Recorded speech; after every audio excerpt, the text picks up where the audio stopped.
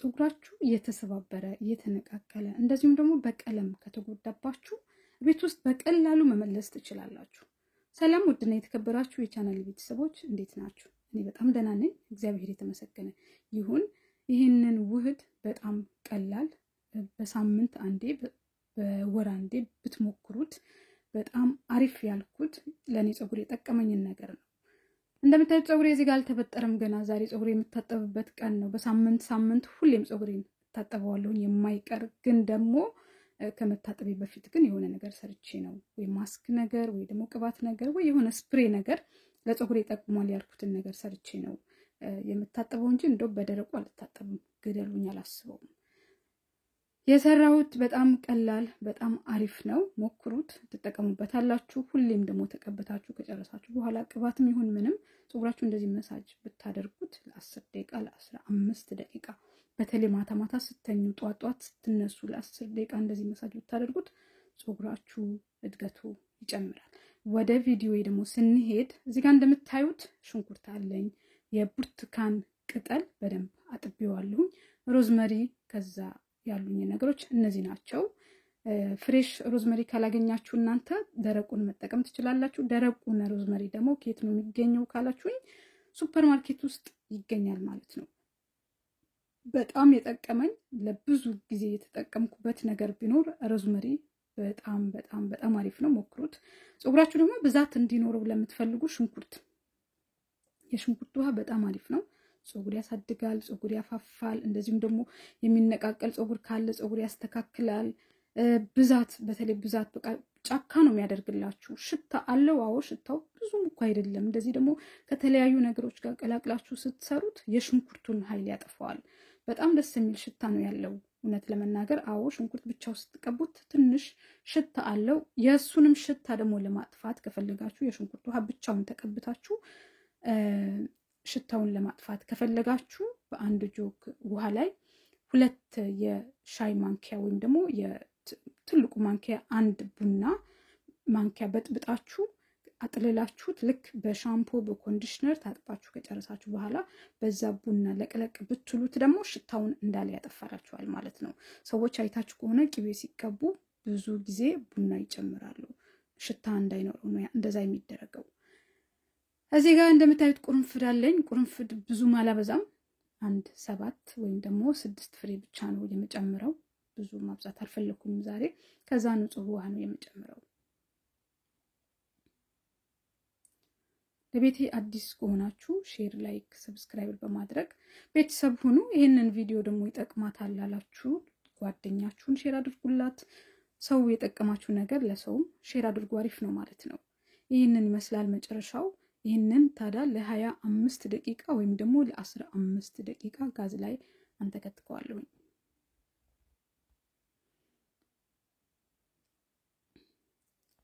ይህንን በወር ወይም ደግሞ በሳምንት በ15 ቀን ብትጠቀሙት ፀጉራችሁ ብዛቱ ርዝመቱ በጣም ነው የሚመለሰው። ፀጉራችሁ በተለይ በቀለም ከተጎዳ ፀጉር ቀለም በጣም ነው የሚጎዳው። ይሄ 10 ደቂቃ ላይ ነው። ትንሽ 15 ደቂቃ ሲሞላው ደግሞ ጋዜን አጥፈዋለሁ።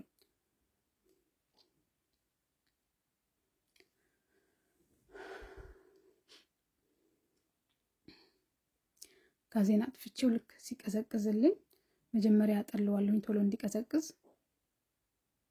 ውሃውን ብቻ ነው የምፈልገው ዛሬ። ያችሁት ከለሩ እንደዚህ እስኪሆንላችሁ ድረስ አንተክትኩት። ይህንን ለአንድ ቀንም ብቻ ሳይሆን 2 3 መጠቀም ትችላላችሁ። እኔ ሁሌም የምሰራው ነገር ከቅባት ውጪ አንዴ ብቻ ተጠቅሜ ነው ከተረፈኝ ራሱ ምደፋው። እንደዚህ ያቆይቶ ብዙ ጊዜ መቀባት ምናምን ብዙም አልወድም። ቅባት ግን ችግር የለውም፣ ፍሪጅ ውስጥ አስቀምጣችሁት ትቀቡታላችሁ። እዚህ ጋር ኮኮናት ኦይል ያላችሁን ቅባት መጨመር ትችላላችሁ። ቅባት ደግሞ ከሌላችሁም ወይም ደግሞ ካልፈለጋችሁም አለመጨመርም ይቻላል። እኔ ኮኮናት ኦይል ስለሚስማማኝ የህንዶች ኮኮናት ኦይል ነው ይሄ፣ በእሬት የተሰራ ማለት ነው። እሱ ነው የተጠቀምኩት። ልክ ሲቀዘቅዝልኝ ደግሞ መቀበያዬ ውስጥ እገለብጠውና ቀባዋለሁ። እንዲህ በደንብ ከቀዘቀዘ በኋላ መቀበያዬ ውስጥ አደርገውና ደግሞ እየተቀባሁኝ አሳያችኋለሁ ማለት ነው። እዚህ ጋር ካሜራ በእጄ ይዤ ነበረ እየተንገዳገደ ነው እየሞላሁት ያለሁት ካሜራው ክትክት ይላል።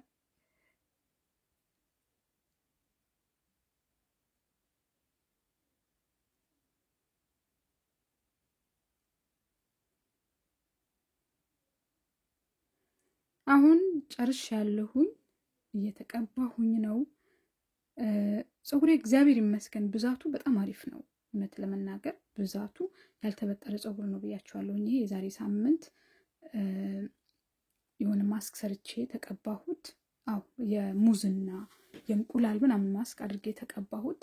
ከዛ በኋላ ቁጥጥር ሰራሁት ቅባት በደንብ ተቀብቼው ማለት ነው።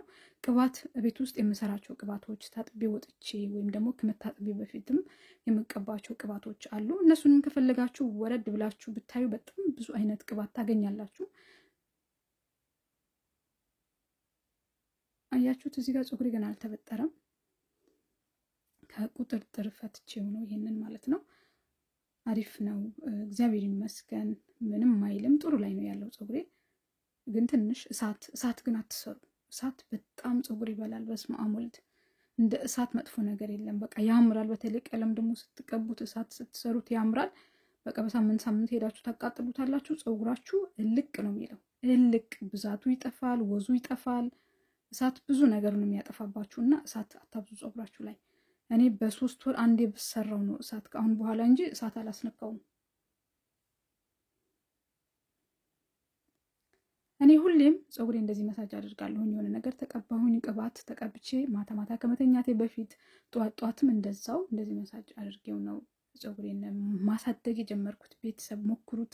ይህንን ዛሬ የሰራሁት የሮዝመሪ፣ የኮኮናት፣ የቁርንፍድ እነዚህም ደግሞ የብርቱካን ቅጠሉ ካላገኛችሁ ልጣጩ መጨመር ትችላላችሁ። ልጣጩንም ደግሞ ካላገኛችሁ የሽንኩርት ውሃውን ብቻውን ራሱ መቀባት ትችላላችሁ።